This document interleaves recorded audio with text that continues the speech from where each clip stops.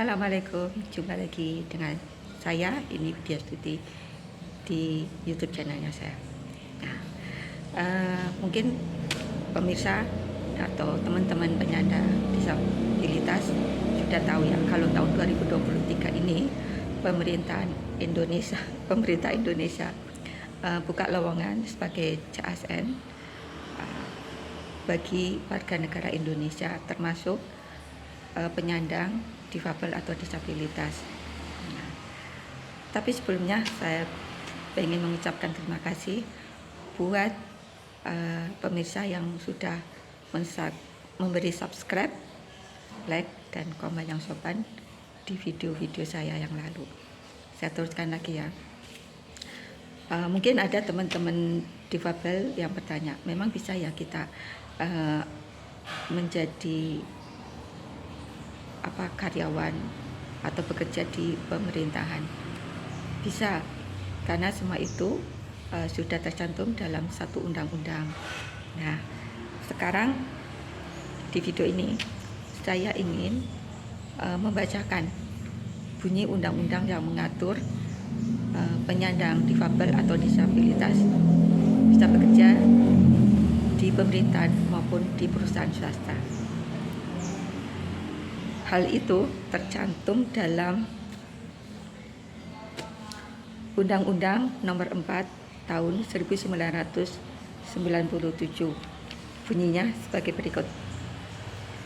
Tentang keharusan perusahaan swasta dan pemerintah untuk menerima difabel sebagai karyawan. Itu bunyi undang-undangnya. Jadi ini kesempatan bagus ya buat penyandang difabel atau disabilitas bekerja baik di pemerintahan maupun di perusahaan swasta. Ini undang-undangnya tahun 4 tahun 1997. Ini jadi saya pengen cerita pengalaman saya.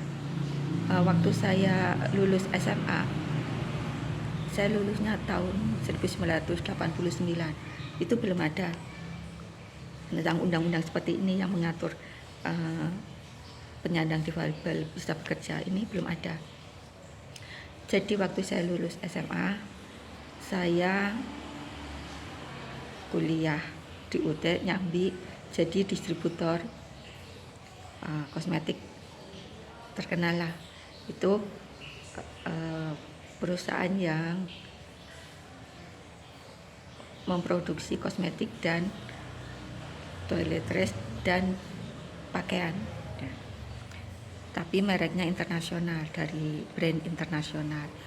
Nah, itu kerja jadi distributor selama 2 tahun.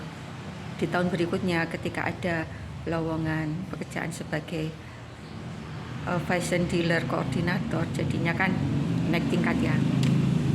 Tapi di perusahaan yang lain, yaitu anak perusahaan internasional yang bergerak di bidang garment. Nah, saya ngelamar ke situ. Kebetulan kantornya di Semarang. Kan jadi artinya saya sebagai koordinator gitu kan. Nah, ketika saya dapat panggilan, saya bingung. Nah, bingungnya gini. Karena kondisi saya seperti ini. Tapi orang tua saya mendukung, kakak laki-laki saya itu mendukung juga. Udah ikut aja wawancara. Jadi saya dapat panggilan wawancara, harus datang ke Semarang. Nah, dalam surat panggilan wawancara itu pasti ada kop suratnya, dan di dalam kop surat itu pasti tercantum alamat kantor dan juga nomor teleponnya. Jadi sebelum saya berangkat ke sana, saya telepon dulu manajernya. Kan di situ ada tercantum nama manajernya. Saya telepon ke manajernya dan saya ngomong begini, Bu, saya namanya ini, alamatnya di Brebes. Saya dapat panggilan surat, dapat panggilan wawancara. Tapi Bu, saya mau sedikit cerita. Kalau saya ini penyandang cacat, pakai kursi roda. Bagaimana Bu? Saya tanya begitu. Manajernya bilang, menjawab, udah berangkat aja, ketemu saya, nanti wawancara. Akhirnya saya bersyukur ya, ternyata nggak kaget gitu.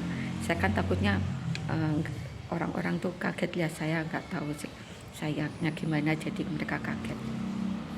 Akhirnya saya berangkat ke Semarang untuk mengikuti wawancara, dan kebetulan itu kan kantornya di ruko yang masih baru, kayaknya baru dibangun gitu. Jadi ruko-rukonya masih kosong, cuman beberapa aja yang udah diisi.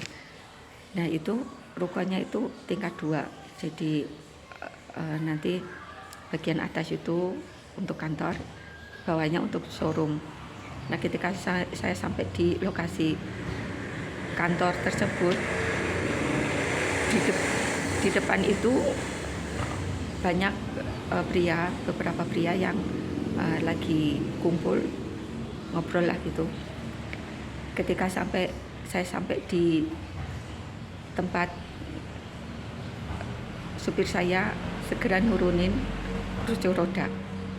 Salah seorang dari pria itu melihat, kemudian menghampiri rombongan saya, terus tanya, "Loh ini ada apa?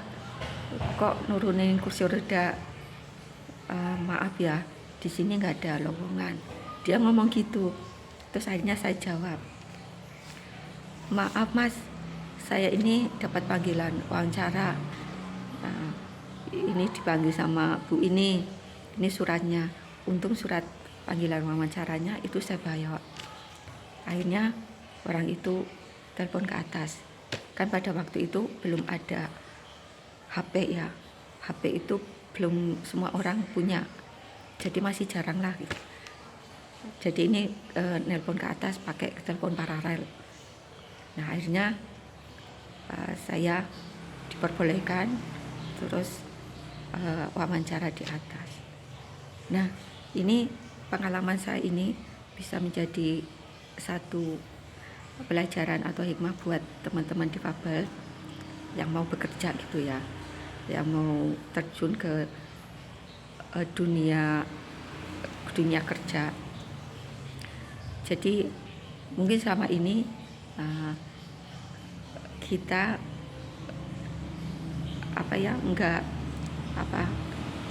nggak siap dengan ini bertemu dengan orang-orang gitu kan, karena saya tahu kalian mungkin pasti di lingkungannya yang sama-sama difabel. Tapi kalau lingkungan saya memang lingkungan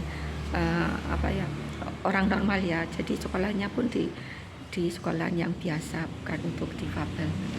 Jadi bagi saya udah biasa kalau bergaul dengan orang-orang yang normal. Nah ini buat kalian yang teman-teman penyandang difabel, ini pengalaman aja ya dari saya buat kalian. Jadi ketika kalian udah memasuki dunia kerja, kalian juga harus bergaul dengan orang-orang normal. Tapi juga kalau ada reaksi negatif dari mereka, jangan sepenuhnya menyalahkan mereka dulu ya. Mungkin gini loh, mungkin mereka juga kaget karena gak kebiasa harus bergaul dengan orang-orang seperti kita, dengan penyandang difabel. Jadi mereka juga biasanya kan bergaulnya dengan orang-orang normal juga. Nah ketika mereka suatu hari atau suatu saat harus berteman atau bergaul dengan penyandang difabel, mungkin pertama reaksi mereka itu kaget gitu, terus menolak. Nah bagi teman-teman itu jangan langsung mundur atau gimana ya, jangan, mending kasih waktu aja buat kalian dan buat orang-orang yang normal itu untuk beradaptasi, untuk agar pergaulannya itu lancar. Nah cuma itu aja yang saya ingatkan. Nah buat teman-teman penyandang difabel, sekarang udah tahu kan ada undang-undang yang mengatur kalian bisa diterima sebagai karyawan swasta ataupun pemerintahan. Ini sudah ada undang-undangnya. Kalau zamannya saya dulu itu belum ada, tapi saya termasuk tipenya yang nekat. modal nekat sampai sekarang modalnya nekat. Nah, semoga ini bermanfaat buat teman-teman penyandang difabel dan buat pemirsa semuanya ya. Jadi pemirsa semuanya juga bisa punya gambaran kita ini penyandang difabel ini seperti apa gitu. Jadinya jika suatu saat nanti kalian bertemu dengan orang seperti kami ya, kalian insya Allah nggak kaget gitu ya, dan bersikaplah seperti kalian bersikap dengan orang-orang yang bergaul dengan kalian setiap harinya. Jadi demikian, semoga video saya ini bermanfaat, juga ada hikmah dan pembelajarannya buat pemirsa semuanya. Terima kasih ya udah nonton video saya. Jangan lupa subscribe, like, dan komen yang sopan untuk video di YouTube channel saya. Sampai jumpa lagi. Assalamualaikum.